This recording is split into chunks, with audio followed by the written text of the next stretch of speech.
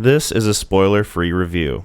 The Continental is a mini-series on Peacock set within the world of John Wick. If you've watched my review of John Wick Chapter 4, you'll know that I'm a huge fan of the John Wick franchise. You could almost say that they're my own personal Star Wars in a sense. I recognize that each movie has their own strengths and weaknesses, and while they're by no means perfect films, I still love each of them in their own way. John Wick, the first film, helped set the foundation for what audiences expect out of action movies nowadays, with less of a focus on quick cuts and shaky cam, and more of a focus on wide angles and letting the viewers see the action for themselves. It also helps that the story is simple yet allows the motivations and action taken in the film to be personal to the main character and believable to us as the audience. John Wick Chapter 2 helped build off of what made the first one special while retaining its own voice and essentially kickstarting the next two films to come after, starting off as the beginning in a trilogy of what I dub the high table storyline. John Wick Chapter 3 is to me the weakest in the franchise, but despite having some pretty corny dialogue and somewhat repetitive action scenes,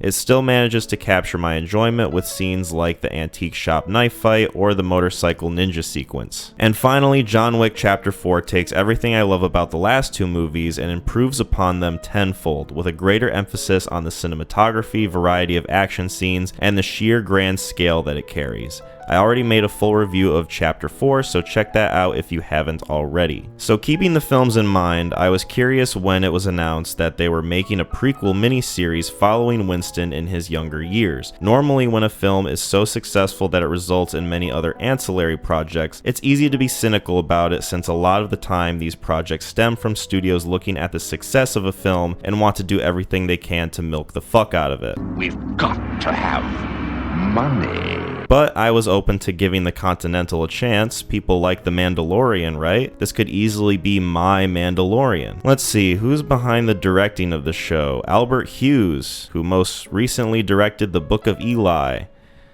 Oh boy. And Charlotte Brändström, who helped direct The Lord of the Rings, The Rings of Power. Well, after watching the miniseries for myself, I can definitively say that it is alright. Let's get through the positives and then we'll talk about some of the issues I had with this miniseries. First and foremost, when it comes to a John Wick related project, is the action good? I would say yes, for the most part. There's a lot less emphasis on the judo gun fu style of fighting present in the films and more of an emphasis on faster, quicker, nondescript hand-to-hand combat with some standard gun shootouts. While I'm not an expert on any fighting style whatsoever, the combat in this felt more akin to something found in a Bourne movie than a John Wick film. All that to say is that the action is still shot in an interesting way, you can tell what's going on, it doesn't feel choppy, they feel well choreographed, and almost every one of them feels interesting in their own way. Secondly, I don't think there's any acting in this that is particularly bad. Colin Whittle does a good enough job as Winston, and Mel Gibson is being a big old cheeseball as Cormac the villain. Otherwise, everyone else seems like they're doing what the writing calls for them to do and not much beyond that. The set designs seem cool, and you can tell they went through a lot of work doing their best to make it feel like it takes place in the 1970s. There's a decent amount of this show that I think works well and does a good job in what it's trying to do, which is to tell the backstory of how Winston acquired the hotel. But there's also a lot of issues I have with this miniseries as well. While some of the cinematography is interesting, I personally don't think it holds a candle to the visuals in any of the John Wick films. One of the many things I love about the films is just how colorful they are. Each movie feels like it's drenched in this stylistic neon world that makes it feel fresh and alive. They use it to make the films feel more visually unique, and at the end of the day, it's just fun to watch something like that. The Continental, despite being set in the world of John Wick,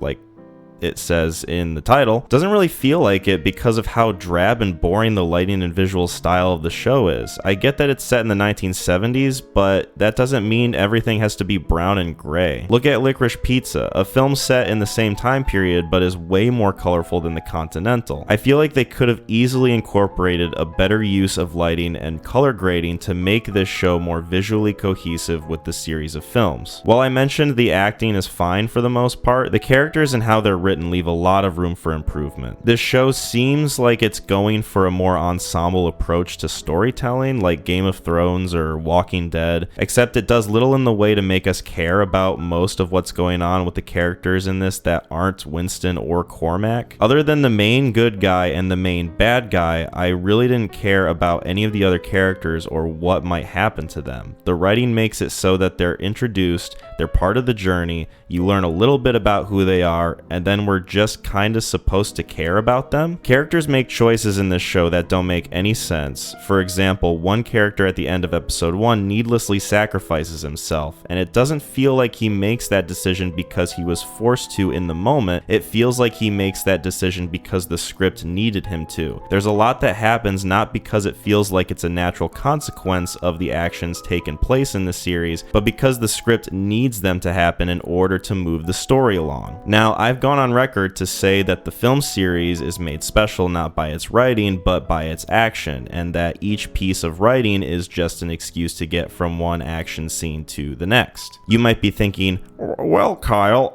isn't it hypocritical of you to criticize the writing in this series and not the films themselves? No, you stupid bitch. You fat bitch! And let me give you 2 reasons why. 1, I would argue the writing in the film series is a more natural progression of the actions taking place in the movies. This is also helped by the fact that every film is solely focused on the character of John Wick and his journey. I'm not going to stand here and say that it's Charlie Kaufman level writing or anything, but it's simple, believable, and most of the time makes sense within the context of the films. And 2, the writing being a way to get from one action scene to the next in the films works so well because there are action scenes that happen pretty frequently in each movie. The Continental has 2 kind of notable action scenes in the first episode, 1 sort of quasi-action scene in the second, and many throughout the last episode, which also happens to be the best episode out of the 3. It takes forever for this series to get to the meat and potatoes of what makes this franchise special in the first place. John Wick is known for its amazing action and choreography, something that the series spends a disproportionate amount of time not doing until the very last episode. It honestly feels as if this miniseries is stretched out more than it should be to justify it being a miniseries and not a feature film. I feel as though this would have been better served as a movie with a bit more production value and cohesiveness behind it to really make it feel like it's justified living within the circle of John Wick, but instead it lives within the shadow of the film series that came before it. The Continental does enough for John Wick fans to find something to enjoy, but not enough to really justify its existence or importance to the films themselves. It's visually bland with some shallow writing and characters that I really couldn't care less about, especially the annoying one-dimensional cop character. But the action, while disproportionate, is fun and entertaining, and the last episode almost makes up for the fact that the 2 episodes that came before it were a little more lackluster. It's a sometimes fun, sometimes boring, sometimes frustrating miniseries, and it might just be a cash grab. But it also might be for John Wick fans to get something out of if they're looking for some more depth to the world building and care enough about the backstory of Winston and how he came about acquiring